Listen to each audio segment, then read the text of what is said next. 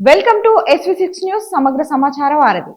అఖిల భారత అసంఘటిత కార్మికులు కాంగ్రెస్ కేకేసీ చైర్మన్ కౌశల్ సమీర్ ఆధ్వర్యంలో బీఓసీడబ్ల్యూ విభాగం రాష్ట్ర అధ్యక్షురాలు కోట అనిత అధ్యక్షతన మాదాపూర్లో సమావేశం జరిగింది. ఈ సమావేశంలో పలువురికి వివిధ పదవులను నియమించారు.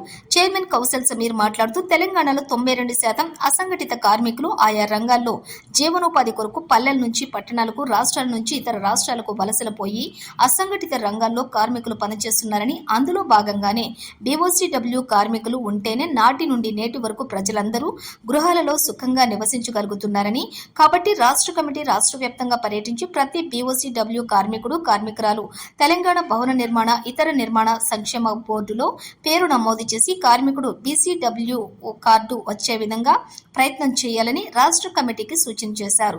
ఈ సందర్భంగా చైర్మన్ కౌశల్ సమీర్ తెలంగాణ రాష్ట్రంలో ఇద్దరు వ్యక్తులకు వైస్ చైర్మన్ గా, జాయింట్ సెక్రటరీలుగా నియామక పత్రాలను అందజేశారు. రసూల్పురకు చెందిన శామ్యూల్ కు జాయింట్ సెక్రటరీగా, మారేడుపల్లిలో నివసించే సత్యనారాయణకు ఉపాధ్యక్షుడిగా సమీర్ నియామక ఉత్తర్వులు అందజేశారు. అనంతరం మారేడుపల్లి ఏర్పాటు చేసిన మీడియా సమావేశంలోని శామ్యూల్, సత్యనారాయణలు మాట్లాడుతూ కాంగ్రెస్ పార్టీలో తాము చేసిన సేవలను గుర్తించే నమ్మకంగా భవన నిర్మాణ కార్మికుల సంక్షేమానికి కృషి చేయడానికి అవకాశం కల్పించారని, భవన కార్మికులకు న్యాయం చేస్తామని వారన్నారు. ఈ సందర్భంగా వర్గానికి కృతజ్ఞతలు వ్యక్తం చేశారు. ఈ కార్యక్రమంలోని రాష్ట్ర ఉపాధ్యక్షులు జి సత్యనారాయణ, ప్రధాన కార్యదర్శి ఈ తిరుపతి, సహాయ కార్యదర్శి శామ్యూల్, ఆర్గనైజర్ కార్యదర్శి పాల్గొన్నారు.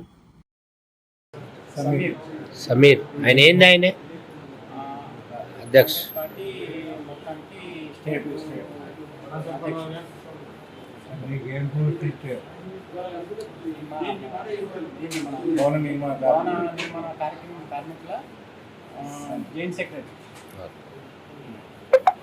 సత్యనారాయణ పదిహేను నుంచి భవన నిర్మాణ కార్మికులకు లేబర్ కార్డు కానీ మన సమస్యలు మన డెలివరీ కేసులు కానీ బిల్డింగ్ బట్టి పడ్డా కూడా పనిచేసిన బస్సుల పార్టీకి గుర్తించి మాకు పోస్టు భవన నిర్మాణ కార్మికుల సెంట్రల్కి సమీర్ గారు పోస్ట్ ఇచ్చారు. కాంగ్రెస్ పార్టీ ఏముందో వైస్ ప్రెసిడెంట్ దాని మనం ఏముందో కాంగ్రెస్ పార్టీ తరఫున మనం పని చేస్తామని పబ్లిక్ చేస్తాము.